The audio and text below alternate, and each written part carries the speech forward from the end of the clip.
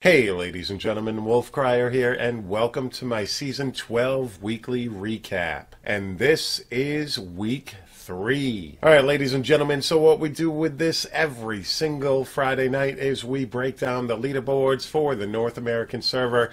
I will start to incorporate the European servers as well, probably next week, so hang tight for that. But for today, we're going to review the North American leaderboards. What we're going to do is take a look at the top reigning builds, see how that's going, as well as the top GR clears. We're going to talk about anything going on in Diablo 3 as far as patch notes, ban waves, that sort of thing.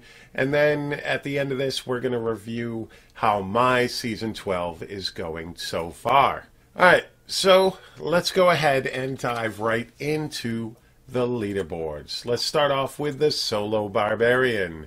Solo Barbarian is still pretty much all about those Rakor's Immortal Kings Charge Barb.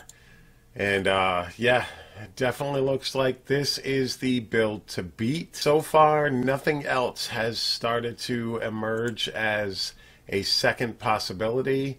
This one, same thing. It's all about that Immortal King 6-piece, 4-piece Rakor's Charge Barb. That is the build so far for the Solo Barbarian.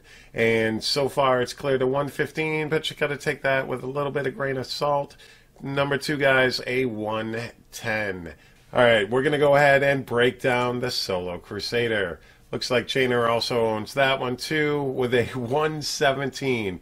This Condemn build, this Akan's Condemn build is rivaling the Necromancer at this point in time as far as top GR clear.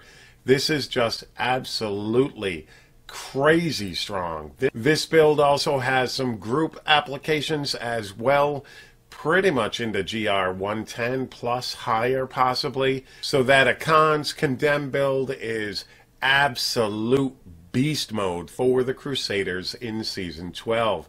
Definitely the strongest build they have. It is moving further and further in the GR rankings. So like I said, it's rivaling the Necromancer's Pestilancer build. And that is just plain crazy. I did not see this coming as far as being the top build in Diablo 3 for Season 12, but it is definitely looking like it has a shot at being just that. Alright, so now we're going to go ahead and take a look at the Solo Monk. Now, I play the Solo Monk. It's pretty much my main class. I am starting to play some Necromancer, and I'm starting to get that Crusader geared, guys. Hang tight. There will be some Crusader play as well from me during this season, but we've got a 111 cleared so far, and this is that basic Wave of Light. And most of the Wave of Light builds, they're just doing exceptional. Not only are they good at, pushing those GRs, but they are exceptional speed farmers. As far as T13 speed farming and GR 70 to 75 gem leveling, this build is absolutely amazing. And I'm definitely loving being a monk this season for sure, because Wave of Light is back with a vengeance. Alright, so next up we've got the Solo Necromancer. And Necromancer has cleared a 118. And so far, this is that Pestilence Corpse Lance build. 6-piece Pestilence set, your Tragul's Corroded Fang, any high damage offhand, and then you got Relena's in the cube, your Corpse Whisper Pauldrons, and your Obsidian Ring. And this is an absolute amazing build, but it is one of those builds that waits for the cooldown on your Land of the Dead. Obsidian Ring does help a little bit. He's using the skeletons in order to proc the Obsidian Ring to bring down the cooldown of his frozen lands. So that is definitely helping him as far as this 118 goes. So keep that in mind if you're starting to run this build. Look into maybe that option as well, because this is one heck of a build. Now keep in mind too, guys, Tragul's Corpse Lancer is also 115, 118 possible, somewhere in that range, but I think Pestilence is going to overtake it this season as far as the top GR clear. But we are going to have to wait and see by the end of the season. I don't think anybody's going to switch back over to Tragols at this point in time, nor for the rest of the season. So Pestilence looks pretty safe as far as being the top Necromancer build for solo pushing. And it's very, very good at being that RG killer at the group level. Alright, so let's go ahead and take a look at the Witch Doctor. Witch Doctor is moving right along. Top clear so far is a 110, and that is still the Erekir's Firebats build. Epic build. This build deals tons and tons of damage, and it is also the group Rift Clearer as far as group play is concerned.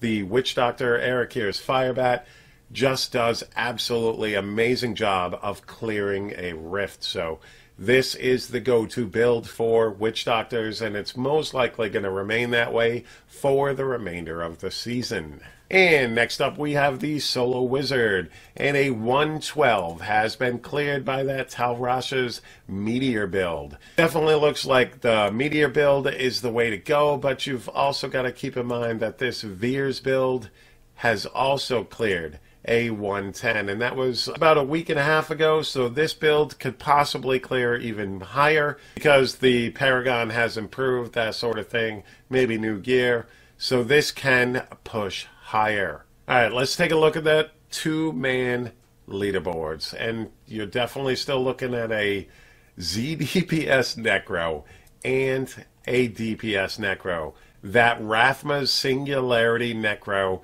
and a ZDPS, and this has already cleared a Duo 118, and that is absolutely crazy. And you've still got that 116 done by the ZDPS Monk and an Akan's Condemned Crusader.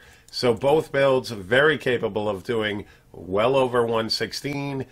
So I guess it depends on which route you want to go. I do think there's still more capabilities amongst other builds to be in these top 10 for the two-man, but we're going to have to wait and see what everybody does, because it's definitely looking like that ZDPS Necro and Rathma's Necro are taking over that leaderboard. If you look at the top, it's all filled with those.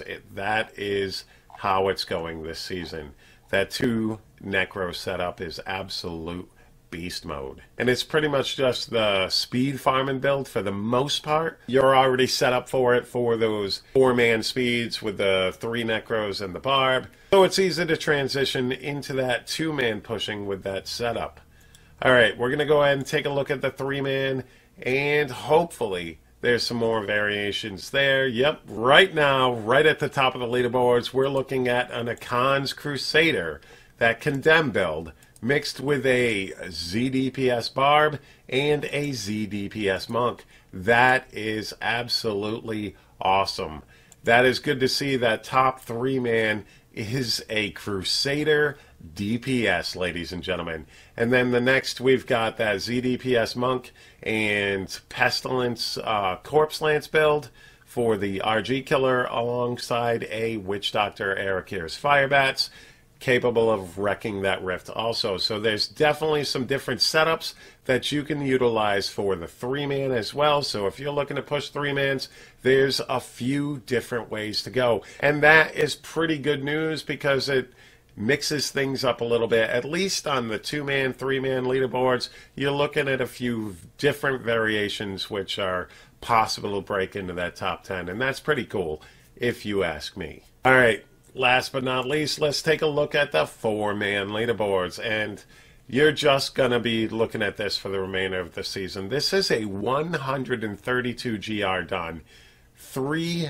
weeks into the season. That is absolutely crazy. 132 GR done at this point in the season, and you're looking at a ZDPS Necro, ZDPS Barb. You're looking at that Pestilancer Corpse Lance build for the Necro, for the RG Killer, and then you're looking at a Firebats Witch Doctor. That is looking like that is the solid four-man meta, and I don't see much that can compete with that as far as the Rift Clear, maybe eventually that Bone Ringer build for the Necromancer will come into play, but we're going to have to wait and see on that as well. I don't believe this is the Bone Ringer. No, this is still the Pestilence Corpse Lance build, and that is what's killing the Rift Guardian, and then you've got your Erekir's Firebats wrecking the Rift, so definitely a solid meta right there. 3 weeks into the season, 132 done,